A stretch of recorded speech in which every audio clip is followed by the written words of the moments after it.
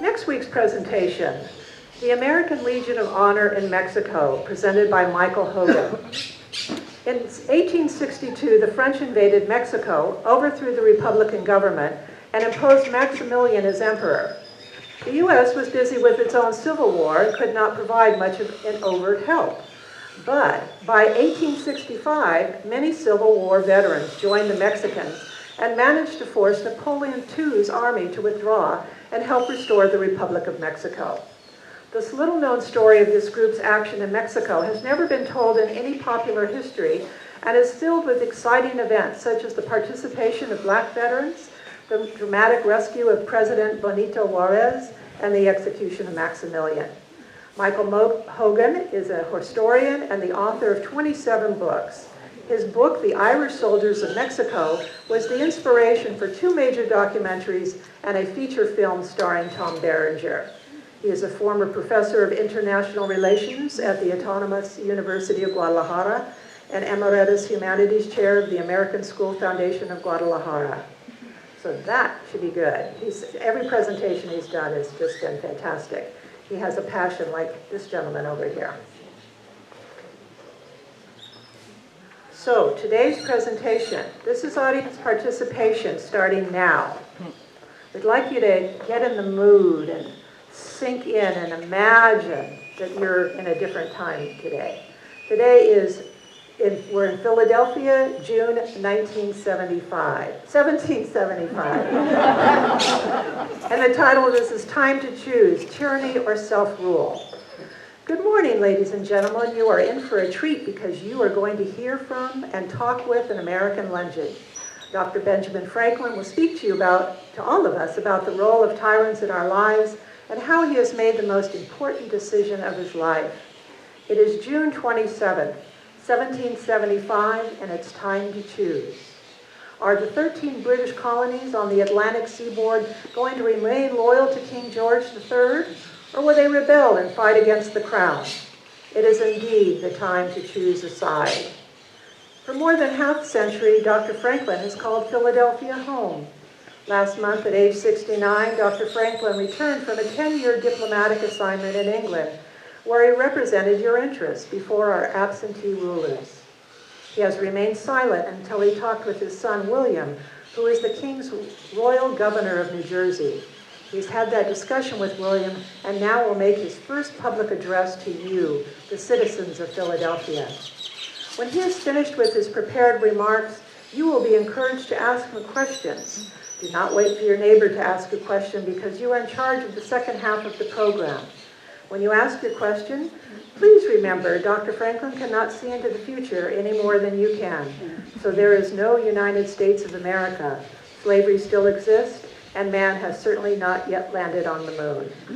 Please join me in welcoming Dr. Benjamin Franklin.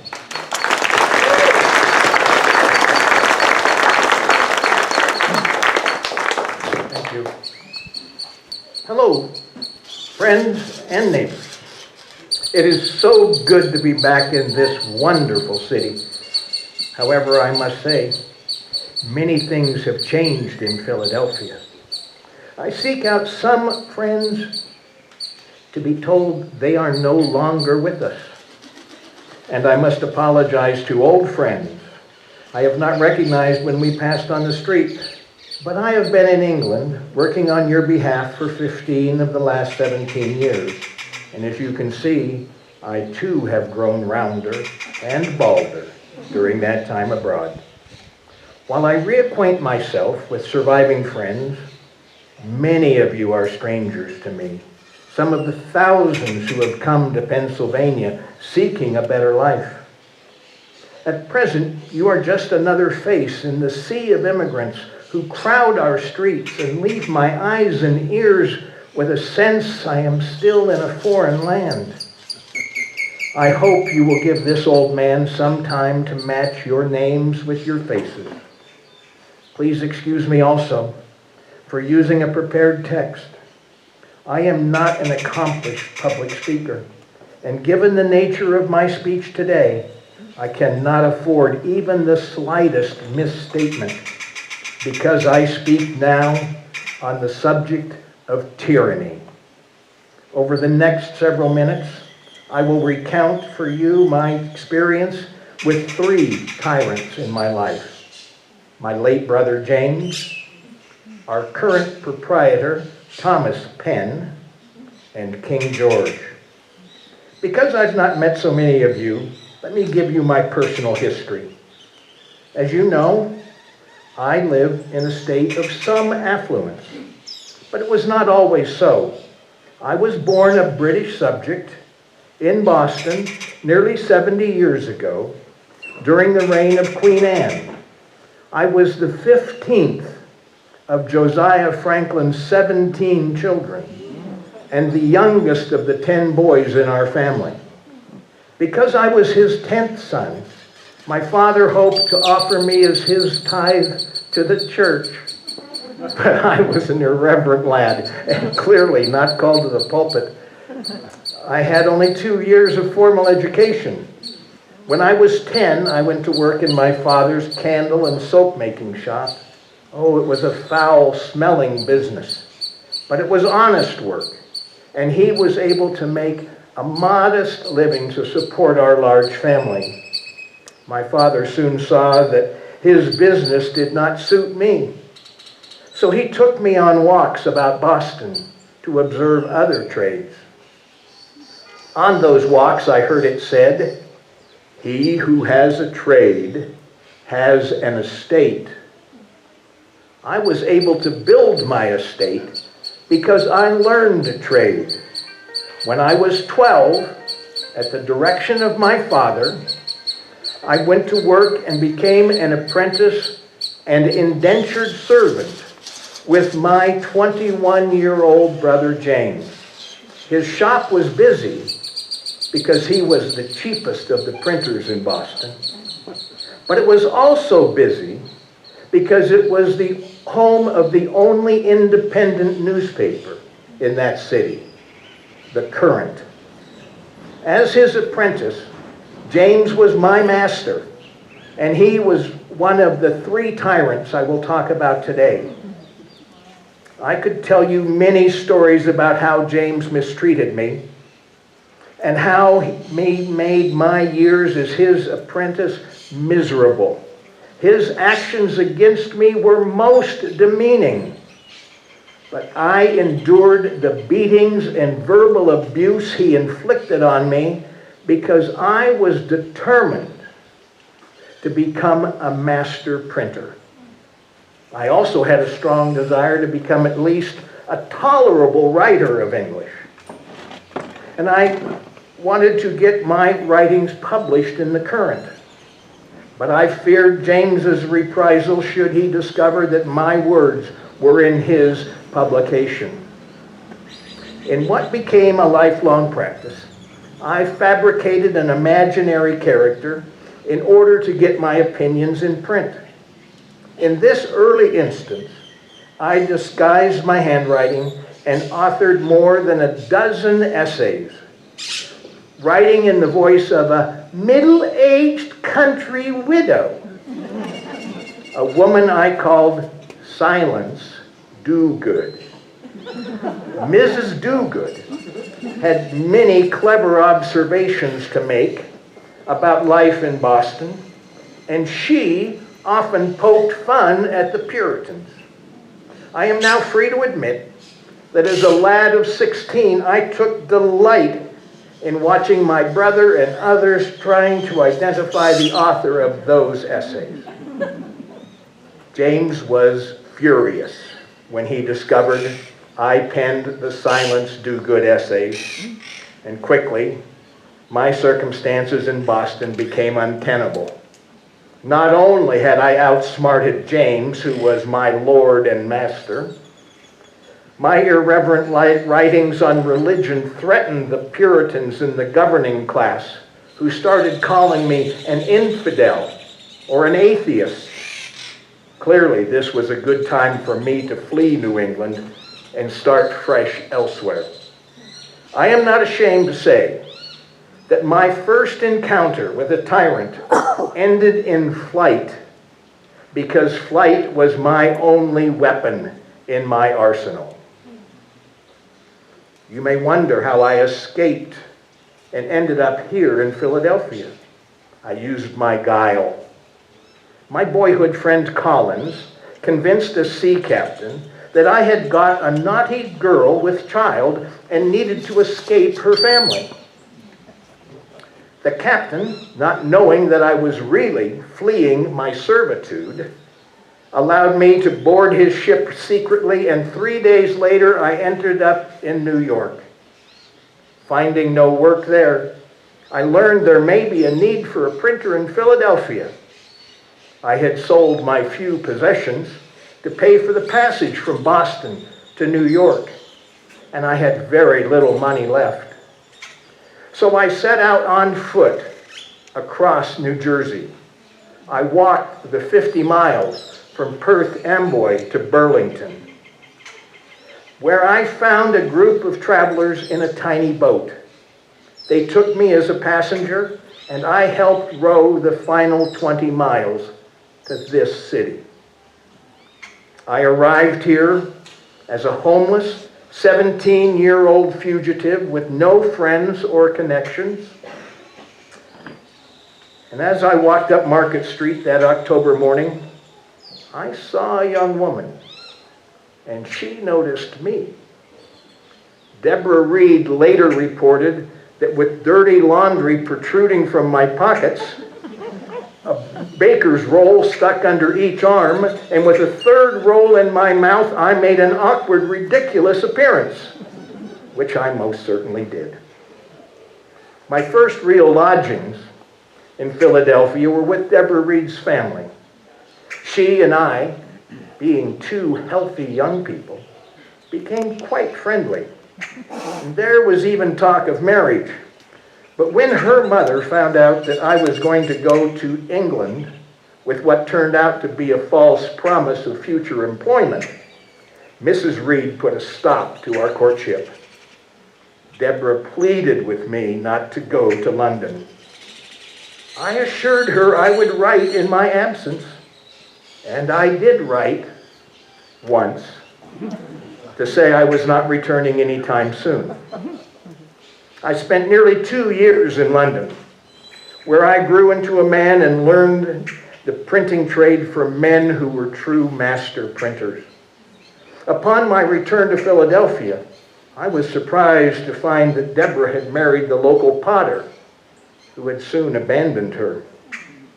I was more than a little ashamed when I saw Deborah, but my mind was not on marriage. My mind and focus was on getting myself established in business. To guide me in my daily life, I set up a routine based on the principle, early to bed. Come on, you know this one, join with me. Early to bed, early to rise, makes a man healthy, wealthy, and wise.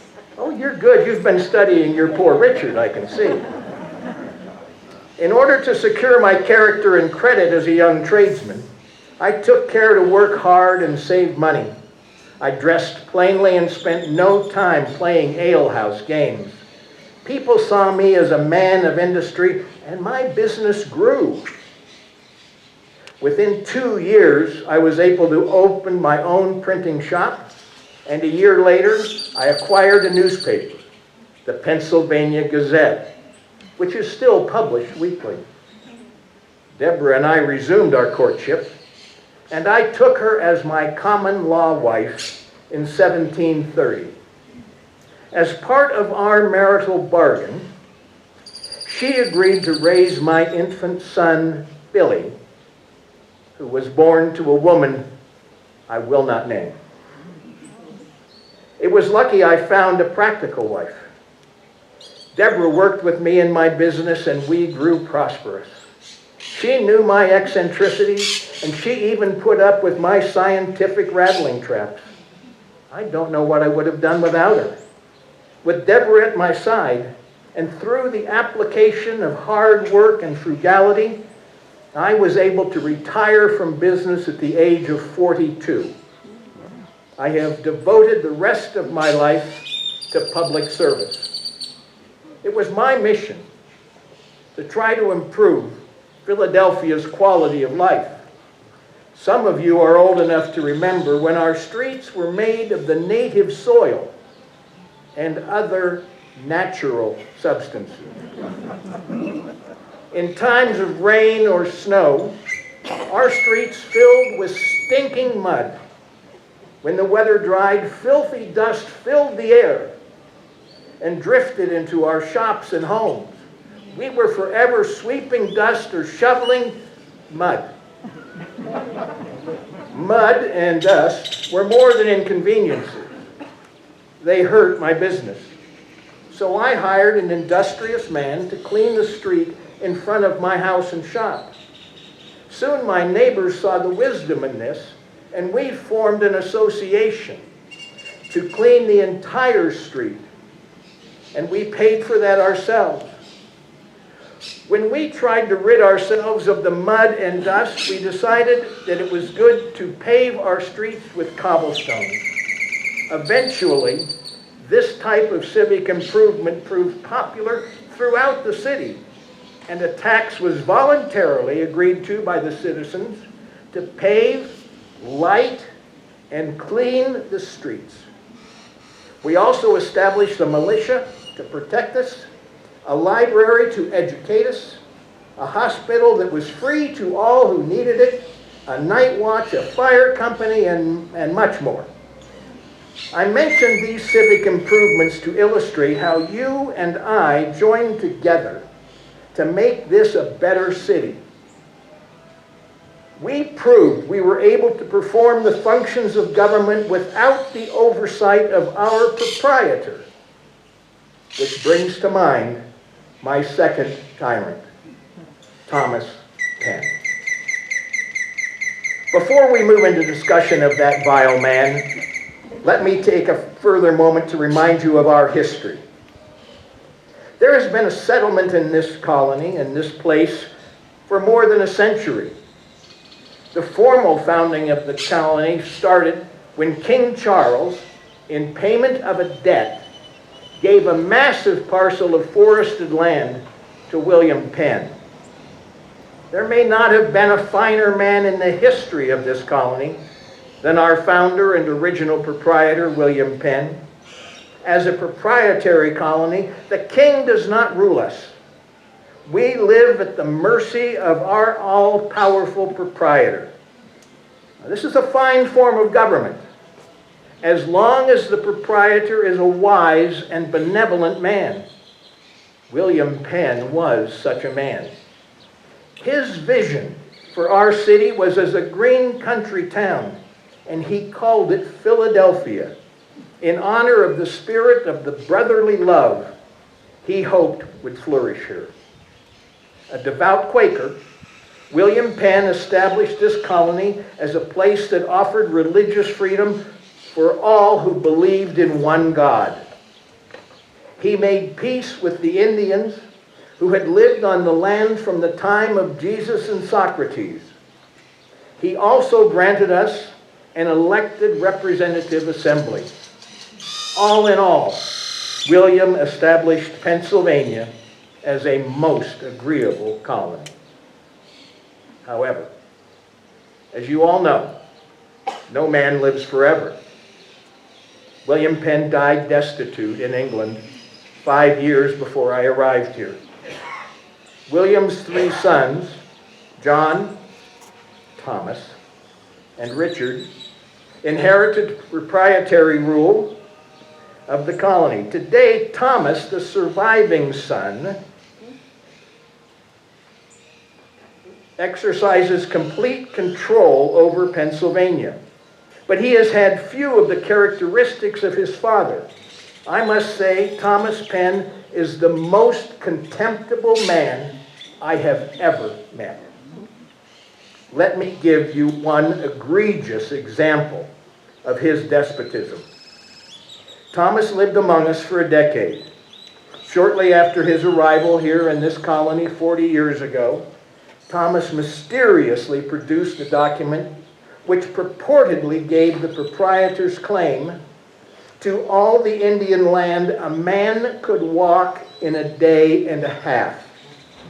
Thomas employed 3 of the best athletes in our colony to run for a day and a half. This deception proved a giant land grab for the proprietors and added more than 1 million acres to their vast holdings. Furthermore, Thomas, who left the Society of Friends and became an Anglican, tried to bar Catholics from practicing their religion here, in direct contradiction to one of his father's founding principles. Thomas now governs us from his great estates in England. He and his family members administer Pennsylvania as if it is nothing more than a profit-making business. He refuses to pay taxes on his family's vast holdings here and demands that we remain loyal to him. Nearly 20 years ago, tensions grew intolerable, and our assembly sent me to London on a diplomatic mission to try to resolve the differences between the Penn family and ourselves. Because she feared ocean travel, Deborah stayed in Philadelphia. But I was joined by my 27-year-old son, Billy. I did not know what to expect when we arrived in London. To my delight, most people treated me as a celebrity out of respect for my scientific experiments. My company was in great demand, but I could accept only a small portion of the invitations that I received. One accolade I did accept was an honorary doctoral degree from the University of St. Andrews. And since that time, many have referred to me as Dr. Franklin. I must confess, I've done little to discourage the use of this title. My celebrity status meant nothing to Thomas Penn. When I first met him at his mansion, he treated me as a subversive peasant who had no right to meddle in his business. Try as I might, I found Thomas to be an immovable obstacle. Whenever we met, the air was charged with hatred, anger, fear, and vexation. At the time, words and reasoning were my only weapons against this tyrant. I made absolutely no progress in my efforts to alter relations with our proprietor. And I learned that in dealing with this proprietor, it is better to bide your time until you can find a way to tip the scales. I believe those days are coming. While I did battle with Thomas Penn, Billy studied law at Middle Temple and became connected with the young aristocracy of England. Billy used my good name and his new friends to get himself appointed Royal Governor of New Jersey. With his new title in hand, Billy married well, sailed to America, and took up residence in the Royal Governor's Mansion. My 5-year mission had failed, but when I returned home, I found our colony significantly changed. As I had predicted, our population had grown substantially, and there were continued improvements in the quality of life, and with a complete lack of help from our proprietor. Our great advances only served to reinforce my vision for the future. With our unlimited natural resources and ever-increasing population, and with England's command of the high seas, a united British Empire could rule the world for centuries. However, a true transatlantic empire requires that the king treat us as Englishmen instead of allowing us to be treated as serfs beholden to the Penn family. You and I are as English as any Scotsman or Welshman who has a seat in Parliament. Because we continued to live under the yoke of the pens and had no voice in Parliament, the Assembly asked me to return to England to speak for us.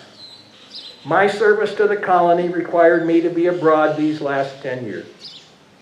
This latest assignment brought me into direct conflict with the third of my tyrants, King George. 15 years ago, it had been my honor to be present in London for the ceremony surrounding the coronation of George III. I had high hopes for this king. He was the first in the Hanoverian line to be born in England and the first to use English as his native language. He was schooled by enlightened teachers who exposed him to the writings of Locke, Newton, Bacon, and Adam Smith. Once on the throne, however, he repeatedly sided with the established political powers, the pens, and Parliament. I was born an Englishman and thought I would die one. The more I fought for the rights of all Englishmen, the more disillusioned I became. The colonies have few friends in Parliament, which impose taxes on tea, paint, lead, glass, and much more. They closed our ports. King George, acting like some imperial conqueror, sent armed troops to live among our peaceful citizens, which predictably led to the use of deadly force. By the time I left England this spring, I was convinced our connection with the rotten state of Great Britain corrupted and poisoned us as a free people. Upon landing in Philadelphia, I learned hostilities had broken out in Lexington and Concord. The following day, I was drawn into the firestorm of this Civil War when the Assembly appointed me to the Continental Congress. The conflict in Massachusetts is growing by the day. Just this week, George Washington left Congress to take command of our brave army in Boston. As much as I would like to join him on the front lines, my place, for the time being, is here. I have not spoken in 6 weeks. My silence has puzzled some of the delegates in Congress, most of whom know me only by reputation. Half of them are younger than my son. To those young delegates, and perhaps to some of you, I am simply a relic of some curiosity. During the meetings in Congress, some men make long, rhetorical speeches. Mostly, I sit stoically and let the words wash over me. I am an old man, and from time to time, I may rest my eyes, but my ears are always open, and I've heard their whispers. What's Franklin's game? What's Franklin up to?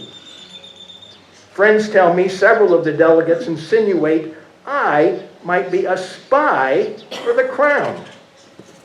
Never misjudge the silence of an old man. My silence in this instant has been out of courtesy to my son. Billy is 45 years old and has been serving as New Jersey's royal governor for 13 years. A week ago, Billy and I met at Joseph Galloway's stately home in Bucks County. Some of you know Mr. Galloway from his service to our colony. He and I have been fast friends for many years. Our evening started awkwardly, but after the three of us shared a bottle or two of good Madeira wine, our tongues loosened. I thought I raised a son who respected the universal rights of man. I am wrong. I have no such son. Billy is an ungrateful son who has forgotten the very humble circumstances of his birth. I am extremely disappointed, but not surprised by Billy's decision to remain loyal to King George. He enjoys the trappings of his office and sees no reason to let the cause of liberty come between him and his comfortable life. Mr. Galloway also announced his intentions to side with the tyranny of King George. Some of you and your friends will undoubtedly make the same decision. Billy chose a side, and so did I. My son, Mr. Galloway, and all so-called loyalists are now my enemies. I am no longer an Englishman. I am an American. I have thrown myself into the business of the Continental Congress, but some delegates still seek reconciliation with our rulers, even as British troops and their mercenaries are killing our men, burning our towns, and debauching our women. I rose from poverty to wealth under the British system, and I'm placing my life and my fortune in jeopardy by advocating separation from the tyranny of the proprietors and King George. The time to choose has arrived. Which side are you on? Will you remain loyal to a tyrant who may provide you with a sense of safety and security? Or will you side with those of us who have decided to fight for our rights as free men? I do not issue this challenge lightly. Lives are at stake. Allow me to close with this. Rebellion against tyrants is obedience to God. Thank you for your courtesy in listening to my perspective.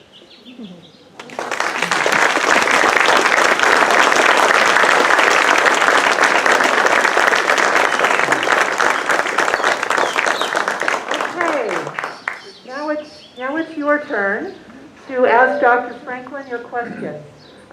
Due to COVID, we don't have mics to pass around, so I am the mic. If you feel like you have a loud enough voice where you can belt it out, Dr. Franklin and or I can repeat the question. Otherwise, I can come to you and you can tell me personally. So who would like to start with a question for Dr. Franklin? Okay, well, I'll start yet. I have two. I have heard that you are an inventive gentleman, and that you have very many ideas about things that you might create. I'm wondering what those might be. Number two, look at the situation with tyrants that you currently face. You have suggestions for what we might do to prevent further tyrants from causing problems. A two-part question. The first, as I understand it, I've been acknowledged as somebody who invents things, and that's true. I will say more about that. And the second part is, do I have advice for people who are facing tyranny anywhere in the world? I'm very proud of my record as an inventor. I didn't start inventing things until I was 8 years old. I invented swim fins and paddles for my hands to propel me through the water faster. I've invented a stove they've given the name of the Franklin stove. I've invented many things, but I've always risen because of previous inventions and previous ideas. I'm building on the knowledge of others. And that's why I have not patented a single one of my inventions. Currently, I'm working on something that I think will have a major impact on people's lives in the future. I've struggled reading this document. I'm experimenting right now with something I call double spectacle. It allows me to use the lens on the bottom to read the fine print, and the ones on the top, I'm now able to see the back of the room. So I continue to do that. I have so much time and energy, I don't know where to go next. In terms of tyranny, You must identify it. You must speak to it. You must speak truth to power wherever you see it. If you see someone taking unfair advantage of someone in a workplace, as I did with James, you need to speak out about that. You need to take action about that to the best of your ability. If you see that in your state or your colony or your nation, say something, do something, talk among your friends. The power of the free press is something that allows us to have an interchange of ideas. And as long as we have a free press, I think that is our best defense against tyranny.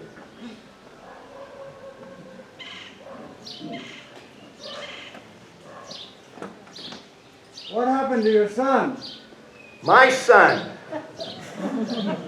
I have disowned my son. At this point in time, he's sitting in the governor's mansion still. I don't know how much longer he's going to be there.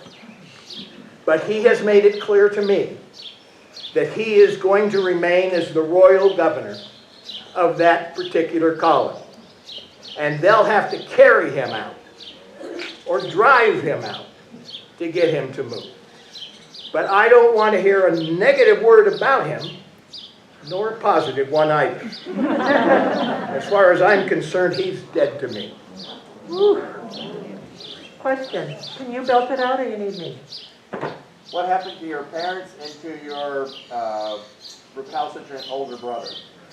My parents both lived to a ripe old age. And my mother, bless her heart, gave birth to 10 of the 17 of us. And she still lived to be 84 years old. My father lived to be 87, I believe. And they're buried in Boston, right in the heart of the North Church area. And it's sad to say. And my brother James also passed away. He was 38 years old.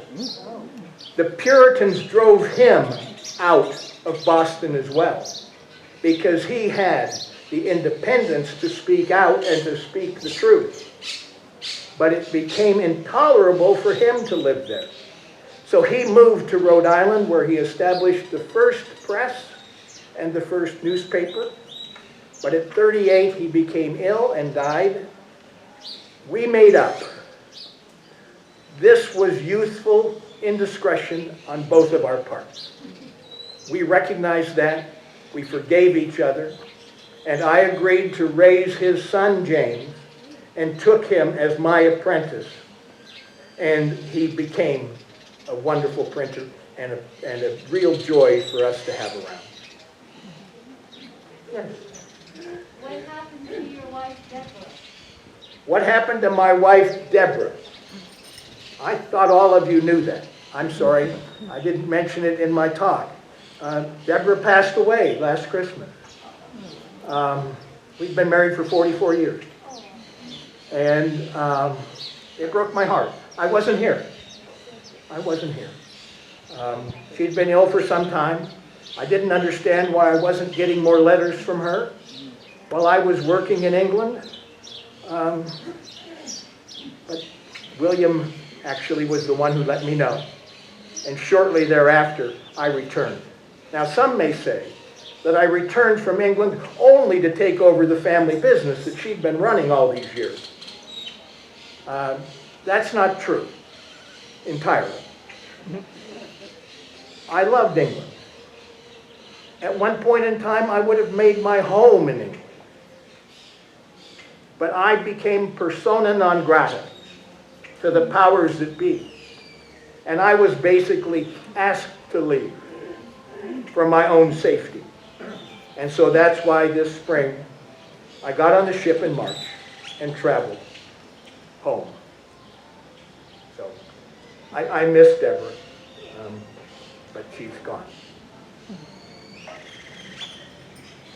Margaret, let's go with you.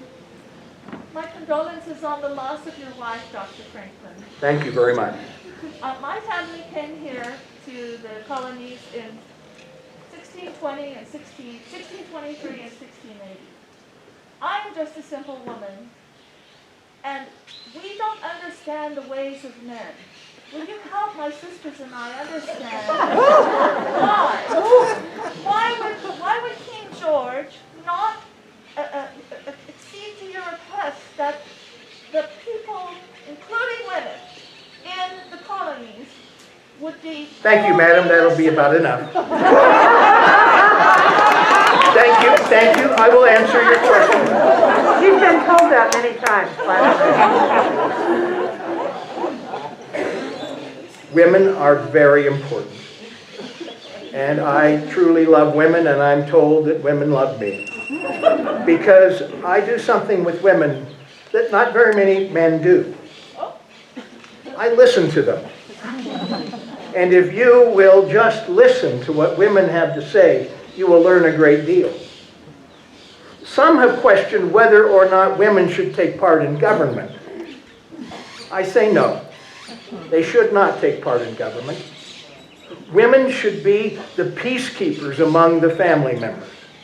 They should be the mediators between brothers, between fathers and sons. They should be the people who have the level head, who can see the truth in all arguments and not get riled up in all the things that we have to do. But obviously, I couldn't have succeeded without Deborah's help. I would not have been the person I was. My daughter, Sally, has produced 2 wonderful grandchildren for me. And she told me a 3rd one is on the way. So please understand, know that women are very important in our society, but they have their place. Well,